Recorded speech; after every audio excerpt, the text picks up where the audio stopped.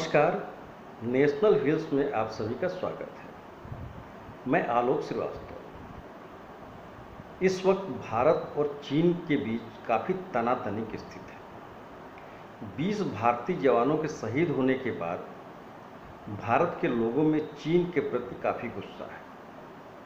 इसका परिणाम है कि पूरे देश में चीन निर्मित सामानों की होलिका दहन किया जा रहा है और उन सामानों को तोड़ा फोड़ा जा रहा है। भारत सरकार से मांग की जा रही है कि चीन के सामानों का भारत में प्रतिबंध लगाया जाए, उनको भारतीय बाजार में बिक्री से रोका जाए। अब प्रश्न उठता है कि क्या भारत सरकार के पास चीन के सामानों को भारत में बेचने पर प्रतिबंध लगाने का अधिकार है? तो जवाब साफ है कि भारत सरकार को ऐसा करने का कोई अधिकार नहीं है। उसका कारण है WTO यानी कि वर्ल्ड ट्रेड ऑर्गेनाइजेशन, हिंदी में कह सकते हैं विश्व व्यापार संगठन के नियमों से बंधे होना। इस नियम से दुनिया के लगभग सभी देश बंधे हुए हैं और सभी देशों का बाजार एक दूसरे के लिए खुला हुआ है। अब इसका समाधान क्या हो सकता है? समाधान सिर्फ जनता है। यदि जनता चीन के सामानों को खरीदना बंद कर दे तो डिमांड अपने आप कम हो जाएगी या समाप्त हो जाएगी।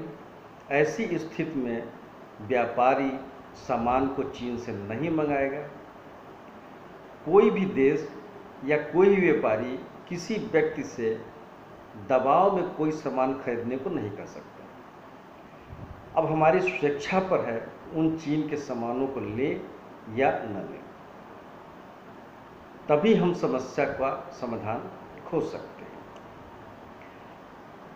भारत के 74% मोबाइल के कारोबार पर चीन का कब्जा है, यानी कि 100 मोबाइल में से 74 मोबाइल चीन के हैं।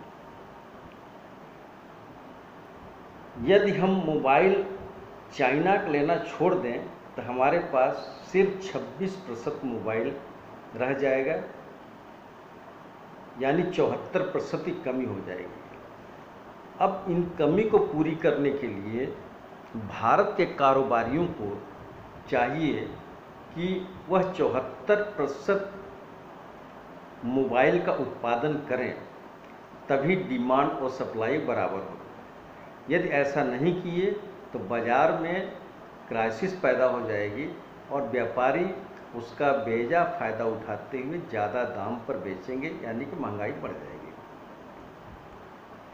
अब छोटा सा चीज़ और बताते हैं कि खिलौना मार्केट पर 80% खिलौना मार्केट चाइना के सामानों से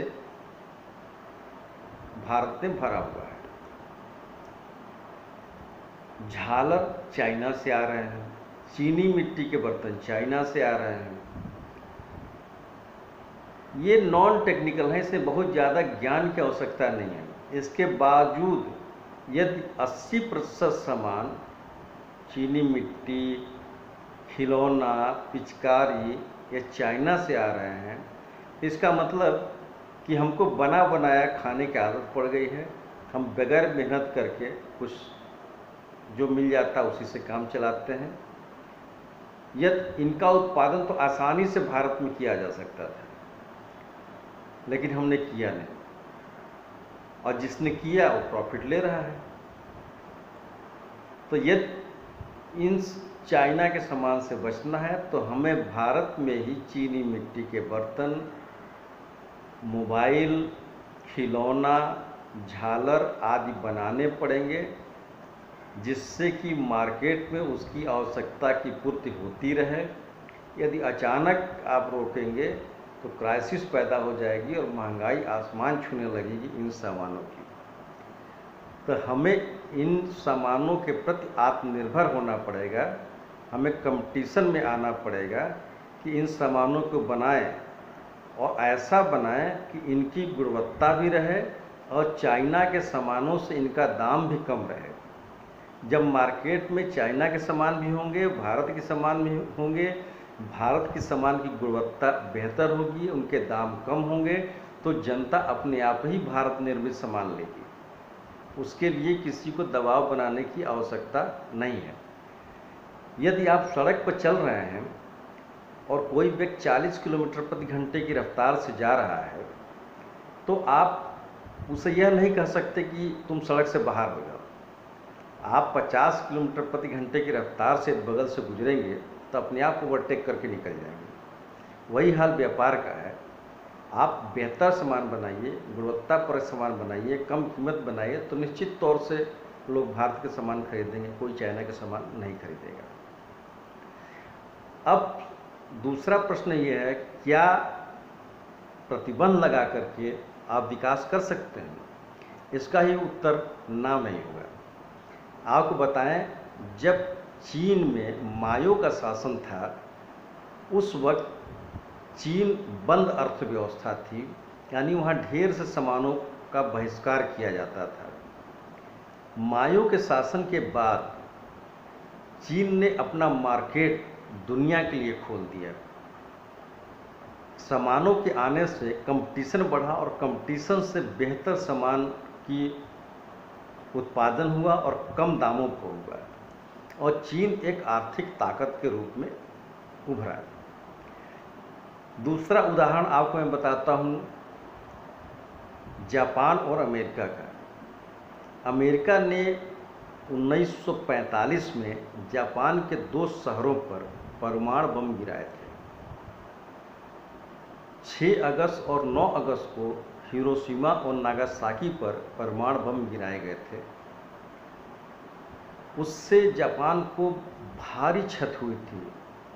जन की भी क्षति हुई थी, धन की भी क्षति हुई थी, व्यापार की भी क्षति हुई थी। इसके बावजूद अमेरिका और जापान में कोई व्यापार नहीं रुका हुआ है, न कोई बहिष्कार हुआ है।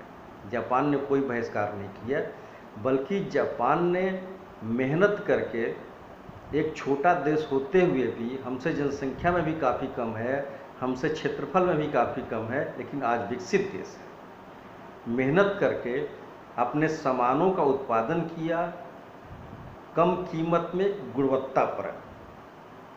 उसका परिणाम है कि आज जापान के सामान अमेरिका में काफ़ी संख्या में बिकते हैं और वह देश विकास के रास्ते पर आगे बढ़ता चला जा रहा है। तीसरा उदाहरण मैं वॉलमार्ट का देता हूँ। वॉलमार्ट जब भारत में आने को हुआ तो यहाँ काफ़ी विरोध प्रदर्शन हुए। जब चाइना में वॉलमार्ट गया तो कोई विरोध नहीं हुआ, बल्कि चाइना में आज ही वॉलमार्ट चल रहा है। जब कई दुकानें एक साथ होंगी तो कंपटीशन होगा, जो बेहतर क्वालिटी देगा, जो कम दाम में देगा, जनता उससे खरीदेगी।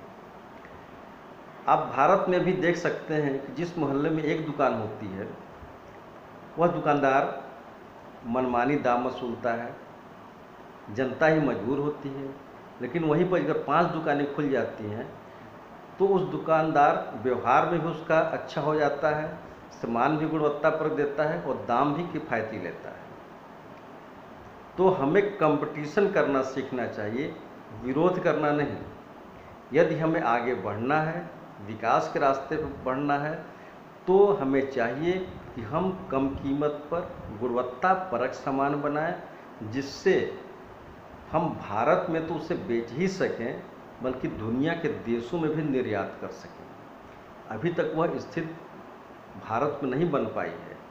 भारतवासी ज़्यादातर दूसरे देशों में बने सामानों पर डिपेंड हैं, जैसे कि अब चाइना पर ही, दवा पर अब 70%, मोबाइल पर 74%, सौर ऊर्जा पर 90%, टीवी पर 50%।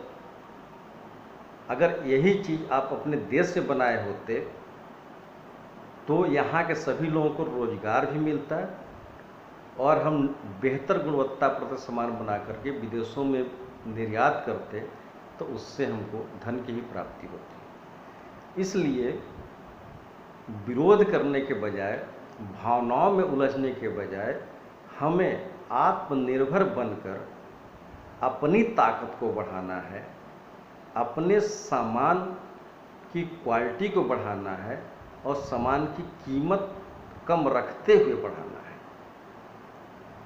तो आप सभी देशवासियों को चाहिए, वह विरोध अगर दो देशों के बीच का मामला है तो निश्चित तौर से हमें भारत का पक्ष लेना चाहिए, लेकिन इन बातों को भी ध्यान रखना चाहिए कि हम दूसरे पर निर्भर न हो। आज के डेट में हम चाइना पर निर्भर हो गए, इसीलिए समस्या आ रही है। इसलिए हम आत्मनिर्भर बने, और आत्मनिर्भर बनेंगे तो भारत में रोजगार पैदा होगा और धन भी आएगा। धन्यवाद।